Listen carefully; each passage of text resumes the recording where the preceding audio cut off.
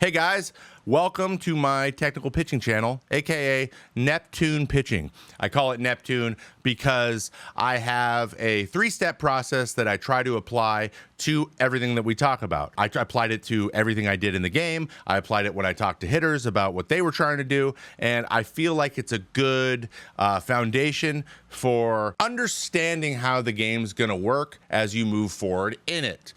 This first video is titled Three-Step Baseball. It kind of talks a little bit about an application of that concept. I found that was a good way to kind of introduce it. So I wanted to do a little intro here to give you an idea of what the channel is going to be about. This is where all my technical stuff is going to live. It's going to be low edited. I'm going to try to make it as informative as possible and as easy to kind of chew on as I can. It's going to take some time. It's not something that's just going to happen. So please be patient with me. That's all I ask. I want to highly encourage you to do two things as well.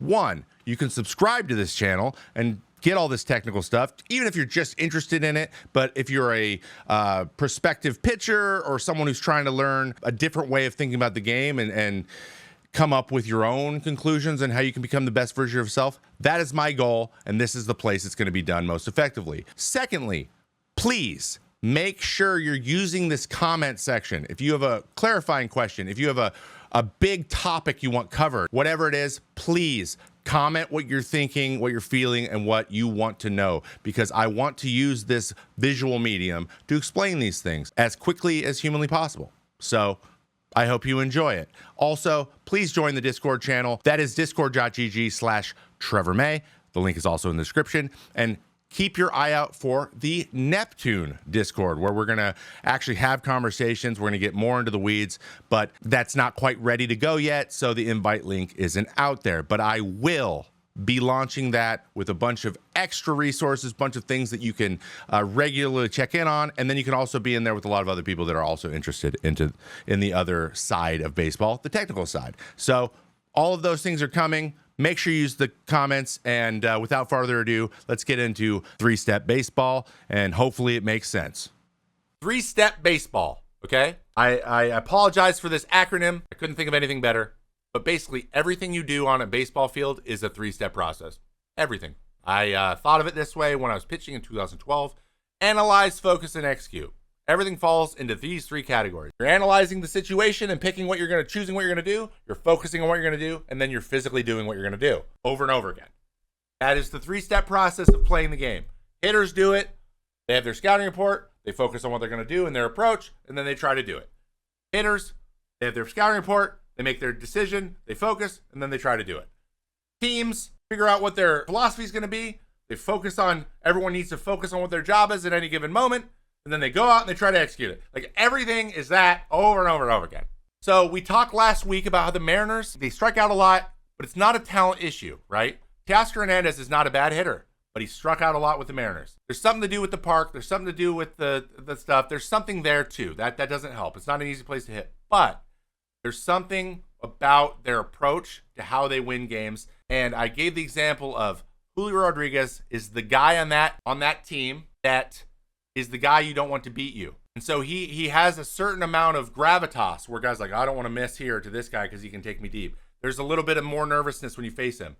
The fact that he gets himself out constantly on the first pitch, doesn't allow the game to develop. What actually happened was Byron Buxton hit a 3-run homer in the top of the 7th inning. 5-1 now. It was 2-1. It's 5-1. Pablo Lopez goes back out. Now he has a 4-run lead, so he's feeling really loose. He's like, all I got to do is throw the ball over the plate. Julio needs to work in AB because you need to get to the bullpen. What you need to do is get on base, put some pressure on Pablo, and see if you guys can score a couple runs before they bring in the relievers, okay? What's he do? He gets a fastball in and explodes his bat and pops up first pitch. Rally's killed. Momentum is fully to the Twins. The game's over. It's your job to get on base. You didn't do it, and he wasn't thinking that way. He was thinking, I'm going to hit a grand slam right here with no one on base. And he couldn't do that, and that drives me crazy. I hate it. It's called punting, and I don't like it when they punt. So what you need to do is realize I need to get on base so that Cal has an opportunity to hit something extra base. We got to get on second, third with nobody out. Maybe we have something cooking. So the things I was talking about last week, they actually did it this week. And I want to show you what it looked like. This is the 7th inning against the Orioles. It's 2-2. Baker comes in. Julio Rodriguez, AB. He doesn't swing at the first pitch. Game's tied. Bottom of the 7th, right? He's like, I need to get on base here. Slider close. Right now, he's like, only hit the stuff in the box. You can tell. He's working an AB. This isn't just like, oh, I'm swinging the bat better. No, this is his brain. The reason he's so streaky is because of his brain, not because of his body. There he goes. Gets a good pitch, hits it into the gap at about 100 billion, gets on base. 1-1. He got to 1-1. So then what happens? Ty France comes up. Take strike one. He's like, I don't need to swing at the first pitch and get out. I need to see some pitches. He sees another pitch. He's like, dang, just missed that. He goes 0-2 and works 0-2 to a walk. So we get a great AB, a double, and then a great AB. And then what happens the rest of this inning? Rojas, yeah, he tries to work it, but he strikes out, okay? Then Bliss strikes out. But then Crawford, 3-1 pitch, deep count, takes the fastball, hits it into the gap. Fricking finally. And then Mitch Garver gets to a heater up and puts it out of reach. That is what I'm talking about. That is what I want to see when a team has a philosophy on how they score runs and they put themselves in a position to put up a crooked number and win a game handily. And they did it. And it was so fun to watch. They looked good that inning is because collectively they had a collective approach to, I'm going to get on base so this guy can hit me in. I'm not going to try to just be the one that hits the homer. They're all trying to hit the homer all the time. They've been this way for a long time. Drives me nuts. Baseball 3 steps are analyze, focus, execute. Every freaking time. So let me talk about it as how you should put together your team to hit. You should know what you're doing. What am I doing? What are you trying to accomplish? Julio needs to understand that he is, when I'm preparing for a team, I would say, this is the guy that I don't want to beat me.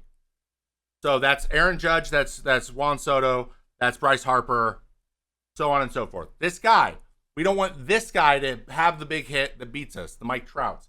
If we got to pitch around somebody, we're going to pitch around him, which means there's pressure to get you out, so you're going to get nibbly. You're going to get... Soto is one of the best in the world at taking advantage of this. So that's why he does the shuffle. It's all to play this up. Like, yeah, I know you're nervous because I'm Juan Soto. You got to know that about yourself. But baseball's not like basketball. You can't just take over. You can't just pass the ball to Anthony Edwards, and then he scores 50, and you guys win, and all he does is everything. You can't do that in baseball. If Julio's hot, they can go walk him 4 times as he does nothing. So what do you do when you take those 4 walks and you pass it off to the next guy in your team? That's called a hitting philosophy, right? So you have to understand you are the guy that they don't want to beat you, so you can work counts with that in mind. You have to know what you do well. Your team. How do we score runs? You look around and go, I get on base and you hit me in. That's how we score runs. So when you're in game, how do you make that happen? You have to be thinking like that all the time. I think they get a little bit, let's get the game over with. Then,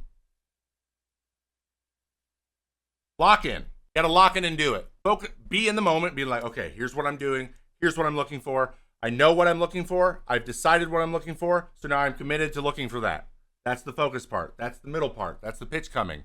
That's the about to throw the pitch. The middle part, the focus part is so important and people skip it. Don't talk about it ever. I had to focus on it a lot. The focus part is committing to what you're doing. And then execution, you do it. You hit and run, do your best to accomplish the hit and run. But you have to know what you're trying to do, and you have to lock in on what you're doing before you can do the third part. And I feel like there's not enough emphasis on the analyze and focus part, and everyone's just worried about the execute part. So when it comes to pitching, same thing. What do I want to throw? Why do I want to throw it? Okay, I'm throwing this here. And then you do your best to do it. By the way, this is going to be the basis for everything I do in Neptune pitching when I'm talking about pitching. This is my in-depth analysis crap, all right? I want to do a channel that's devoted to this. I want to do more live this stuff. I want to do like live streams like this, or maybe just like in Discord, we do where you go and you just live in there and you can ask questions in real time. We're not doing it live on stream. Where I can talk about more in-depth stuff like this.